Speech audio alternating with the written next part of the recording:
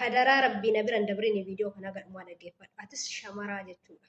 Madaamii qimamiin mana madaamii akkasuma atis ilmi dhiiraa haadha mana keetiitiif gorsa kana himtaa isii gargaarta dhaggeeffadhu. Irra caalaa garuu shamarran biyya Arabaa dhaggeeffadha. Qimamii wanti biyya namaatti lafeen keenya nu cabee mudannoo isinitti himaara. Mudannoo ofii koona mudate kan namaa osoo hin taane mudannoo ofii keenya mudate wal qabsiisee gorsa isinii kennaan dhaggeeffadha. Ana laayikii illee naan godhina barbaadan dhaggeeffadhaa qofa itti fayyadama.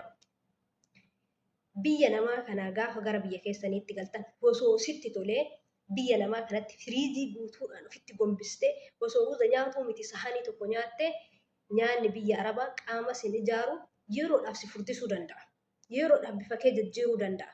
Garuu abadan jijjiirama qaama keetii, hundee qaama keetii, lafee qaama keetii, lafee siin ta'uu jechuudha. Sababni isaa nyaanni biyya Arabaa lukkuunii fi foonii fi ruuzni biyya Arabaa kan nyaannu keemikaalli isaa keessaa dhumateedha jechuudha. Deebi'ee nuti waan hadagaan nutti jiruu fi abadan abdiina qaama keenyaan ijaaruu jechuudha. Gaafa biyya namaa irraa lafeen keessi cabee miidhamte ofiif taatu namaaf taata. Yoo ofii keetii fayyaa guutuu qabaatte nama gargaarta. Maatii kee gargaarta. Attan haati ta'ee gaafa ati fayyaa dhabde sin jaalattu. Haadharra namni nama aanu jiru. Abbaan manaa kee, ilmoon kee, obboleessi kee, abbaan kee abadan abdiina sin jaalatan gaafa ati fayyaa dhabde jechuudha. Garuu ofiif ta'e osoo namaaf hin taane jechuudha. Mudannoo namoota ta'e wal qabsiisee yaada namaan isin ibsa.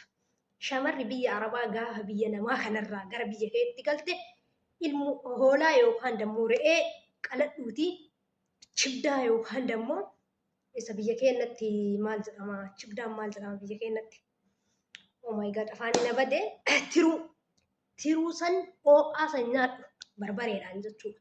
Fixi hoolaa tokko keessaa qabu yookaan re'ee tokko keessaa qabu dirqamsiisii si lollojjisuu danda'a. Si jibbisiisuu danda'a. Uf qaqqabiiti nyaadhu fixe. Lammaffaa irratti foon san hamma torbee tokkotti ofii keetii xabbafadhu namatti hin kennin namatti hin ajajin. Torbee tokkoof xabbafadhu nyaadhu. Yookaan buddeenaanis haa ta'u qixxaanis haa ta'u maaliinuu waan si biratti argamuu dandeettu kophaa isaa nyaadhu jechuudha. Ammallee deebi'ee dubartiin takka gaafa ulmaa yookaan deesse yookaan akka afaan biraatti yoo dhalte dubartiin ni miidhamti. Lafeen isii ni cabdi. Dubartiin biyya Arabaatti lafeen isii cabdee jette biyya keessatti gaafa galte dirqama badadamuu qabdi. Deessee hamma bulii 15tti marqa dhadhaatii fi muuqee fayyadami. Sirriitti jechuudha. Osoo hin dahin dura daa'ima dhadhaa shameessa qullubbii adii xuquraas mudaa yookaan habba soodaa walitti dabaliiti dayaaf gaafa bulii 15 hafu yoo jedhe biyaas gaafa baatii 9 seente fayyadamuu eegali. Maankaa tokko ganama jechuudha. Gaafa deetterraa kaasiti osoo si jibbisiisu akka tokko dhaya. Nin beeka foolii qaba. Of cinqii of gaqqabiiti maankaa tokko fayyadame. Haga gaafa bulii 15 bulii 15 booda yoo dandame haga ji'a tokko bulii 15 booda foon akkuma sin jedhe re'ee yookaan hoolaa qaladhuuti chibdaa yookaan ammallee afaanii nabadee jira. Maalidha maqaan isaa? Isin barreessaa. Isa san nyaadhu yeroo hedduu jechuudha. Guyyaa san dhum'aa san sirriitti fayyadame. Siigalee eegas booda foon re'ee san nam tokkollee ittiin ajajin haadha keellee ofii keetii xabbafadhu nyaadhu. Hamma ji'a 3tti qilleensatti gadi hin bahin. Maaliif jenna fayyaa yoo ofii keetii qabaatte yoo ofii keetiif taate nama dandeetta waan ta'eef sirriitti foon kana nyaadhu. Haga ji'a 3 manaan bahin dhadhaa nyaadhu. Dhadhaadhaan marqa dhadhaa jechuudha. Yeroo hedduu fayyadame. Aanan re'ee itti aansee inni dhumaatii fi inni isin itti fayyadamuu qabdan jedhee ayyaadu deessee gaafa ji'a tokko booda qorsoo sanaf qoloo hoo danda'ame qorsoo qamadii osoo hin taane qorsoo garbuutii fi sanaf qoloo fayyadame. Isa san nyaattee kaatee yoo dandeesse aanan sirriitti bunatti buufadhuuti.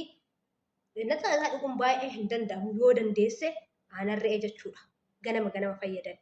Yoo dadhabde bunatti buufadhu tolchi addeeffadhuuti qorsoo kana haga baatii 3 geettutti ji'a tokko hamba baatii 3tti sirriitti nyaadhu. Akkasuma isa eegagooti booda buna kee sirriitti fayyadame. Bishaan kee ganama sirriitti dhugi.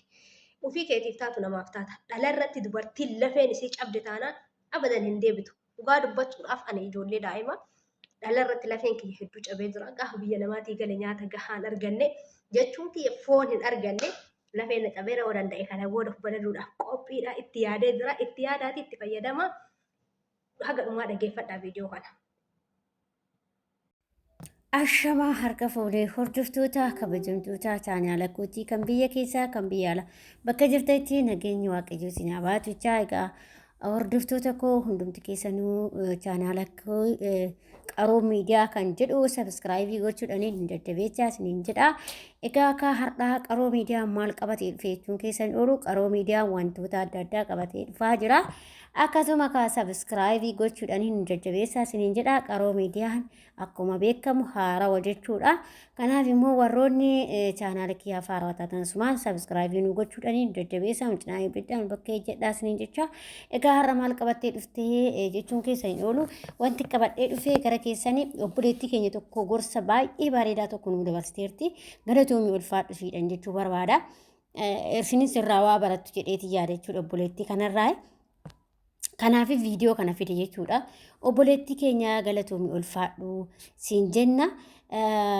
Dhugaa waan baay'ee nama gaddisiisaa jireenyi biyya ormaa kuni waan baay'ee taatee jirti. Waan baay'ee nu gorsitee illee jirti. Wanta ishee muudannoo isheetirraa ka'ee akkasuma immoo ijoolleen biyya arabaa maal gochuu qabna akkuma isheen jettu yeroo galletti akkasuma immoo yeroodhaaf wanti biyya ormaa keessatti wannumti nyaattuyyuu kasitti goruun jiru sitti kan gorullee kan furdusillee gaafa galtee immoo hin qannastaa jechuudha dhugaadha waanuma isheen jirtu dhuguma jettee jirte jechuudha dhuguma wannumti biyya ormaa kuni wanti nyaattu waan qaama keetti gorumati dhugaadha maaliif garuu furdatti jedhama gaafa ati galtee immoo bakka san hin geechuu jechuudha bakka san hin geechuu jechuudha maaliif hin qannasta dhuguma waanuma jiru suni jechuudha. Keessattuu immoo ijoollee biyya ormaa kanatti akka malee furdatanii galan gaafa biyya keessa gahanii hin qannasu baay'ee qannasu dhugaa rabbii jechuudha waan ija kooti argeera jechuudha. Akkasuma xiqqoo ishee ijoollee asitti immoo biyya kana keessatti xiqqoo ishee qal'attee galte wayyaa gaafa galte immoo yaa malkiin isheeti wannoo ta'u malee qaama isheetti hin deebiti ishee wayyaa sin jechuu barbaada anillee waan ofii keetirraa argee jechuudha. Kanaaf obboloota koo hundumti keessanuu akkuma isheen jette wantoota isheen jette kana fayyadamuu yaalaa dhugaa anamma wanta isheen jette kana naf fayyadamuu yaala jechuudha. Hanga naa danda'ametti gaafan asii galetti jechuudha.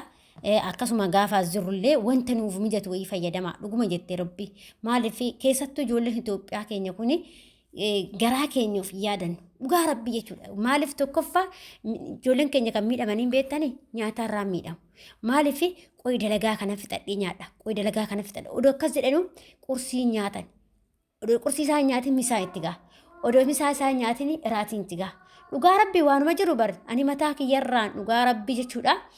Maal seetanuuf makiyyaa'ee ama qursii osoo waan fe'ee sa'a akka Itoophiyaa sa'a 9 nyaadha sa'a 10 nyaadha bakka amma nyaadhan jedha bakka dalagaa waliin gaadhan jedha bakka dalagaa sanii fiiga malee nyaata kiyyaaf fiigu bishaan qofa bakka ani kan ribaa ka'een bishaan qofa kanan dhugu jechuudha ribaa kanan bishaan tii qofa dhuga malee bakka dalaguma kanan dafee waliin gaadhee taa'ee nyaata tokkortuma jedha garuu nama goddaa jechuudha dhugaa rabbii dubbachuu fi of goddaanaa jechuudha ijoollee Filipiin irraa barachuu dandeessan Filipiinonni odoo waan fete goote citaa asitti bishaan asitti ganname ol kaastu waan fete jechuudha akkuma ribaa kaan isaan nyaata isaanii hojjetatanii nyaatanii gara dalagaa deemu jechuudha na isaanitti nu caalaa jechuudha. Kanaaf isinillee obboleewwan koo ijoolleen biyya ormaa jirtanii nyaatan uf yaadachaa deemaa waanuma hundaanuu uf yaadachaa haa deemnu isiniin jedha. Maaliif baay'ee nama miidhama biyya ormaa kana keessatti yoo gatan jechuudha. Inni akkas isin jedha obboloota koo dhaamsinarra kan isinii akkasuma obboleettiin keenya jettee ani immoo irratti isinii dabale isuma kana jechuudha.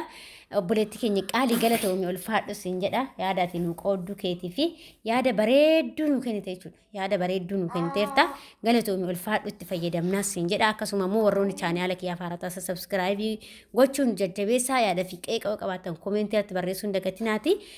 Akkasuma immoo jechuudha. Ijoolleen amma yaada isheen jette irratti fayyadamuu yaala dhugaa rabbi fayyadamaa jechuudha. Hundi keessanuu akka hanga isinii danda'ametti fayyadamuu yaadaa isiniin jedha.